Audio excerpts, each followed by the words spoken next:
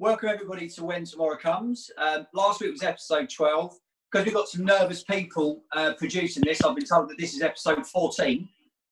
And this week we're talking about quality and not just quantity when it comes to cycling. And we've got a number of people on the line. So we've got Clive Burbridge, who's the author of this week's article. Morning, Clive. Morning.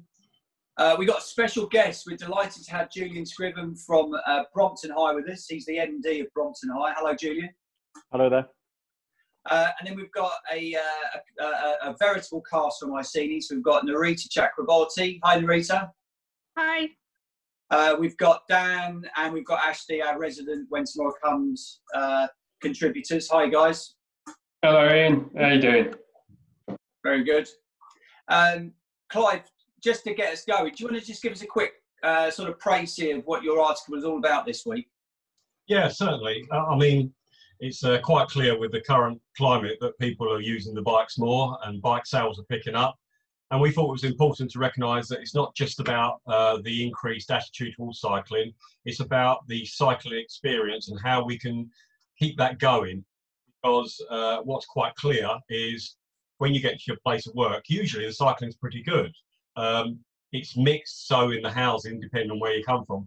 But it's also about the connectivity during the day. So if you want to pop out to a meeting, what the facilities are when you pop out, you want to go to the local shop and get a pint of milk or whatever, where you put your bike that's safe, that you can be assured it's secure. And I think we forget about that in this country. We're very good at putting a few hoops outside a shop, but forget that not all of us want to leave a bike outside a shop and the practicalities of that.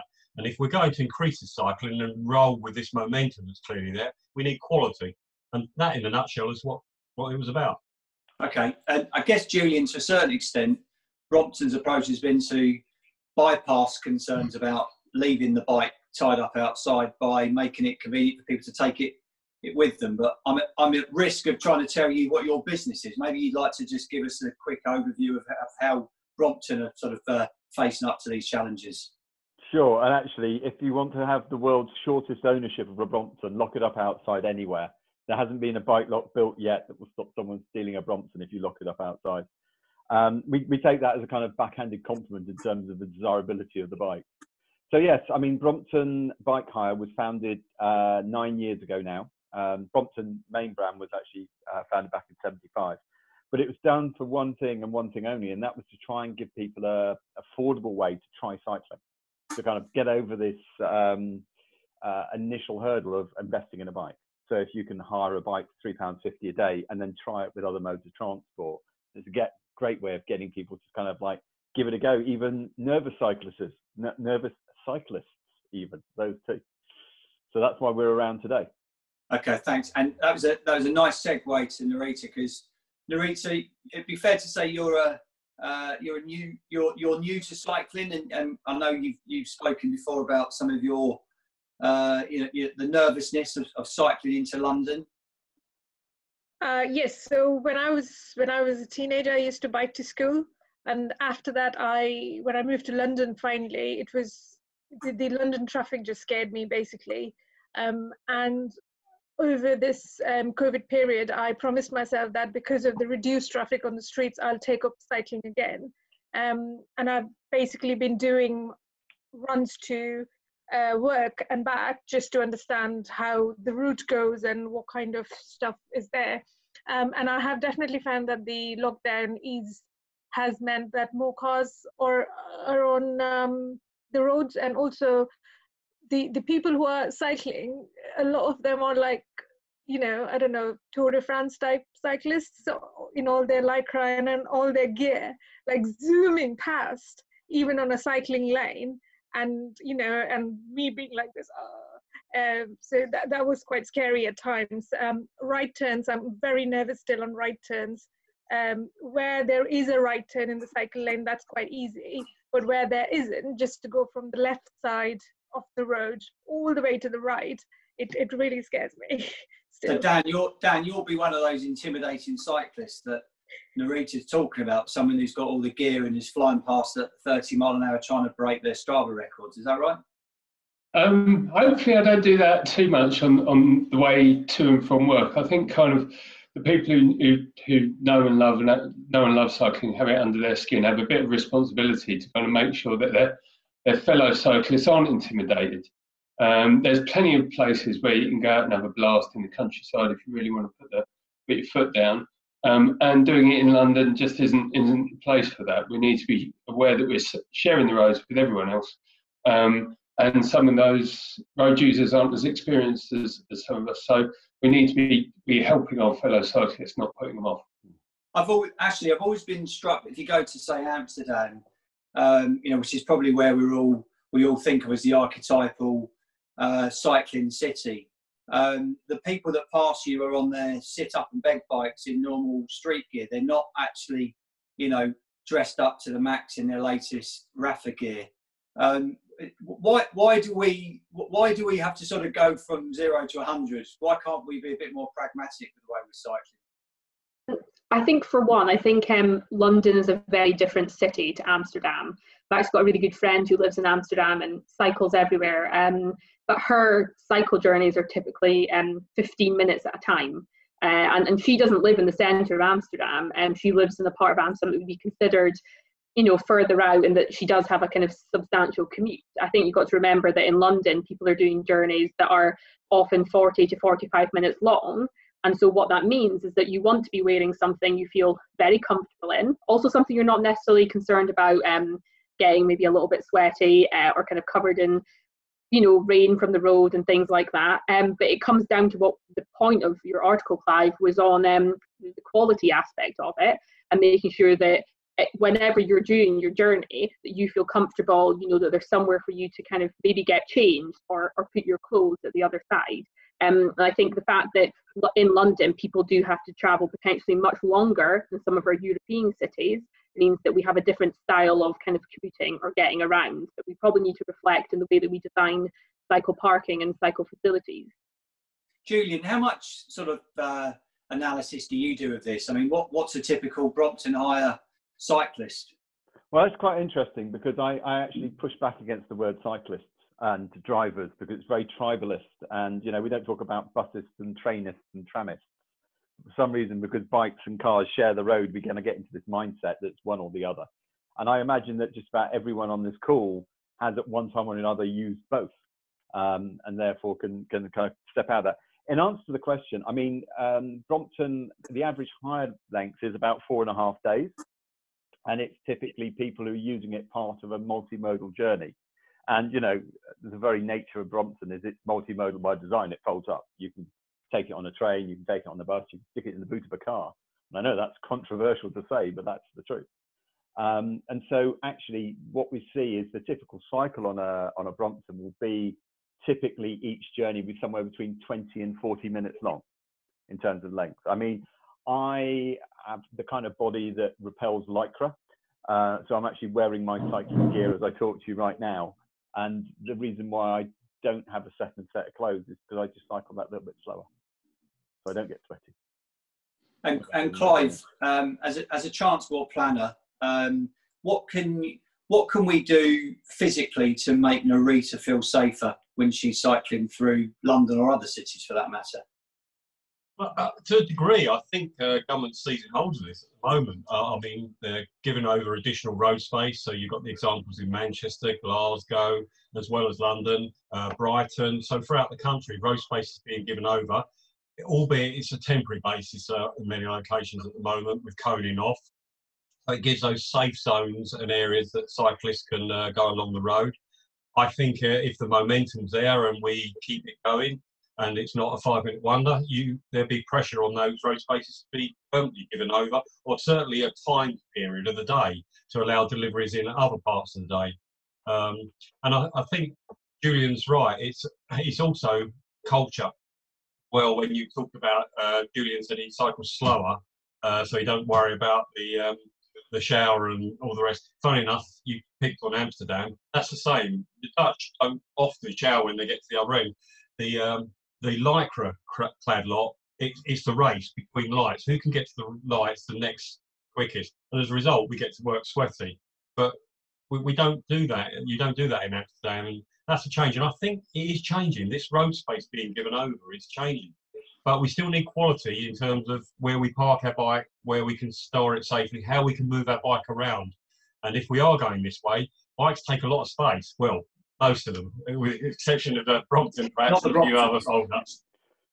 Dan, I mean, one of the things Clive was mentioning in his article was that often you'll see, cycle areas within residential developments, not necessarily fully utilised, and instead you'll see the lineup of bikes, the rogues gallery of bikes on balconies. What more can we do to encourage people to feel comfortable, to feel safe, keeping their bikes in lock-up areas instead of, compromising their living spaces? Oh God, that's a good question. I asked you, Dan. I didn't dare ask Clive. It's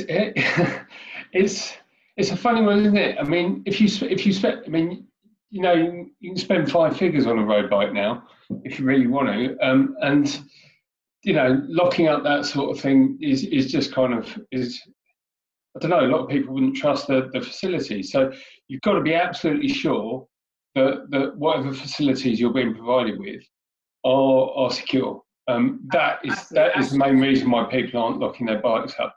It's not for convenience, because obviously you've got to heft your bike up a lift and then sling it on your balcony, and muddy tyre tracks all through the house. Not great. So it's not a convenience thing. It is just a security thing. You have to be sure your bike is I think they need to be covered as well. Like a lot of the cycle park that we have underneath our block of flats, it's just open, and half of them are not used because it's open, and people just don't feel safe that just by a chain lock that would be, the bikes would be safe. And Ashley, we normally see your bikes hanging up on the wall behind you. Do you have a view on that? Yeah, I think the safety and security where you store your bike is really important. I've been really unfortunate to have my bike previously locked in a secure place, and then someone's come along and stripped it of all of its sort of parts and components. And that's despite having both wheels locked, down together. So I think, the design and the security of these places is going to be really, really important. And I think, as sort of Clive and Julian have suggested, there is a bit of a cultural aspect to this as well. In Amsterdam, again, everyone there stores their bikes in communal places, and there's a very different attitude towards how bikes are locked up. You go everywhere there, and they've just got those kind of small locks around the wheels. And so it's definitely, I don't know whether there is a sort of cultural issue here in our society and the attitude towards kind of bikes and their safety, but it definitely is a problem, because we put these facilities in new developments because we want to encourage people to cycle, want people to feel like they have somewhere safe to put their bikes, but maybe they're just not being designed effectively enough. Maybe what the solution is sort of smaller pods of bike storage, so you maybe do know that it's your neighbour who's got the bike in there, rather than having kind of whole basements where every single resident from a block is storing their bike. I'm not sure, potential solution, but I don't know. It wouldn't matter so much if like Amsterdam, people all rode the same bike. Nothing particularly pricey, nothing particularly expensive. Essentially what I like to call a pub bike. It's something that you feel safe and happy leaving outside, because it hasn't cost a fortune. It's a bit banged up. And if everyone kind of rides that sort of bike, they're not particularly quick, but they're not particularly expensive either. Then they're a bit more. I do wonder whether we've inadvertently turned ourselves into a nation of affluent bike riders through the ride to work scheme. Which means that everybody's got a relatively expensive bike. But Julian, presumably you would be saying don't buy, borrow. Well, I mean, ultimately, I lived out in Amsterdam for 10 years, and just to clarify, they have a much higher bike theft rate than we do over here, despite the cheapness of the bikes. In living there for 10 years, I had 5 bikes stolen, just to put it in perspective, and none of them were good bikes. They were all so-called Omar feats, which are and how many bikes did you steal to recover the situation? Well, you used to go down to Vondel Park, and you could get a very good deal on a second-hand bike, no questions asked. But I think, for me, the key to getting more people cycling is giving a range of solutions at developments and at people's places of work. Because for some people who have super expensive bikes, they need some very, very secure solutions. For other people who may only want to ride from time to time, they might need bike hire or bike share.